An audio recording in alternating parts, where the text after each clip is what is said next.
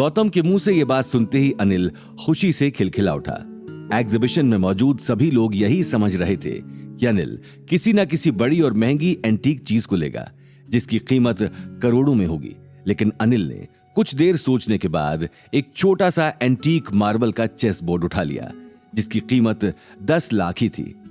ये देखकर राघव के साथ सभी लोग हैरान हो गए, लेकिन गौतम मन ही मन मुस्कुरा रहा था क्योंकि जिस मार्बल के चेस बोर्ड को अनिल ने उठाया था उसके चेस बोर्ड की पीसेस अनिल के पास पहले से ही मौजूद थे और इस पूरे सेट की वैल्यू कम से कम 2 करोड़ थी जो अब अनिल के पास पूरा होने वाला था। कुछ ही देर में गौतम अनिल और याशी के साथ वहां से जाने के लिए निकल गया। एग्जीबिशन में आने से पहले गौतम के चेहरे पर गुस्सा था, लेकिन एग्जीबिशन से निकलते वक्त उसके चेहरे पर खुशी साफ दिखाई दे रही थी। कुछ ही देर में गौतम, अनिल और याशी ऑक्शन की जगह पर वापस आ गए। वे तीनों जैसे ही लॉबी की तरफ गए उन्हें अंदर लोगों का शोरगुल और आवाजें सुनाई दी। ये आवाज सुनते ही वो अनिल को देखने लगा। अनिल को भी कुछ न कुछ अजीब लग रहा था। ये ख्याल आते ही गौतम अनिल और याशी के साथ अंदर चला गया और तभी उसने देखा कि वहां राघव भी ऑलरेडी पहुंच चुका था और उसके साथ साथ ऑक्शन में मौजूद सभी लोगों ने एक आदमी को घेरा हुआ था। ये कौन है जिसे सभी ने घेरा हुआ है? कोई वीआईपी है क्या? अनिल ने अपने मन में चल रहा सवाल पूछा। पता नहीं अंकल, मैं भी पहली बार ही इसे देख रही हूं, याशी ने तुरंत जवाब दिया। ये बात सुनते ही गौतम उस आदमी के पास चला गया। वो जैसे ही उस आदमी के पास गया तो गौतम की नजर उस आदमी के कपड़ों पर गई। उस आदमी ने कुछ अलग ही तरह के कपड़े पहने हुए थे। गले में माला और कंधे में एक छोटा झोला देखकर वो किसी बाबा की तरह लग रहा था। लेकिन थोड़ा आगे जाते ही गौतम को उस बाबा के पास यशवंत खड़ा दिखाई दे गया। अरे गौतम, तुम आ गए, मैं तुम्हें ही ढूंढ रहा था। इनसे मिलो, ये हंसमुख बाबा हैं। और बाबा जी, ये मेरा खास दोस्त गौतम। गौतम ने मेरी बहुत मदद की है, मैं इसका बहुत ग्रेटफुल हूं। अगर ये नहीं होता तो। यशवंत ने गौतम को देखते ही हंसमुख बाबा से कहा। यशवंत की बात सुनते ही हंसमुख बाबा और गौतम एक दूसरे को देखने लगे। हालांकि आसपास खड़े लोग हंसमुख बाबा के सामने सिर झुकाकर खड़े थे। किसी की सिर उठाकर उनसे बात करने की हिम्मत नहीं थी, यहां तक कि यशवंत की भी। लेकिन गौतम आते ही उनकी आंखों में देखने लगा।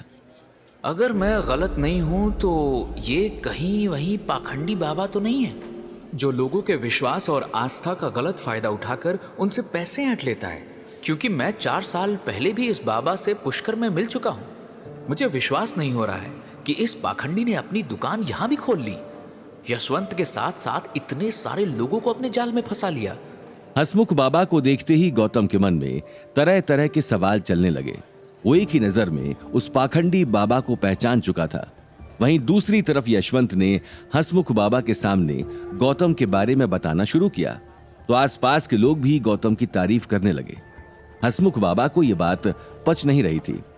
गौतम ने कुछ ही देर हंसमुख बाबा से बात की थी, लेकिन जितनी भी देर उसने बात की वो हंसमुख बाबा की आंखों में देखकर ही बात कर रहा था।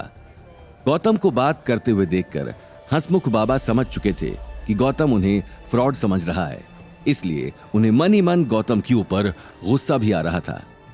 देखते ही देखते ऑक्शन शुरू हो गया। कॉरिडोर में खड़े लोग आकर कुर्सियों पर बैठ गए। सभी के साथ साथ गौतम भी अनिल के साथ पास में रखी चेयर पर बैठ गया।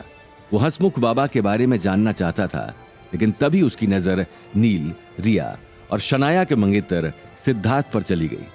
उन तीनों को सामने देखते ही गौतम के मन में बहुत सारे सवाल चलने लगे। वो समझ नहीं पा रहा था, लेकिन इससे पहले कि गौतम आगे आकर कुछ कह पाता, नील उसके पास आ गया। वाह, तो तुम यहां भी आ गए। मानना पड़ेगा, आजकल तुम्हारा उठना बैठना बहुत बड़े बड़े लोगों के साथ है। नील ने अपनी भौहें चढ़ाते हुए कहा, लेकिन इससे पहले कि वो अपनी बात पूरी करता, अनिल और याशी भी वहां पहुंच गए। याशी को सामने देखते ही नील की सिट्टी पिट्टी गुल हो गई। वो आगे कुछ कह नहीं पाया। वहीं गौतम गुस्से में नील को देख रहा था। उसे अचानक पिछले ऑक्शन की बात याद आ गई जो नील ने गलत ढंग से गायत्री देवी को बताई थी। वहीं रिया ने जैसे ही गौतम का चेहरा ध्यान से देखा तो उसे वही मास्कमैन याद आ गया जिसने उसकी जान बचाई थी। आगे की कहानी जानने के लिए देखिए अगला एपिसोड सिर्फ पॉकेट एफएम के यूट्यूब चैनल पर और रॉयल वारिस के सारे एपिसोड्स को सुनने के लिए डिस्क्रिप्शन में दी लिंक से डाउनलोड करें पॉकेट एफएम ऐप।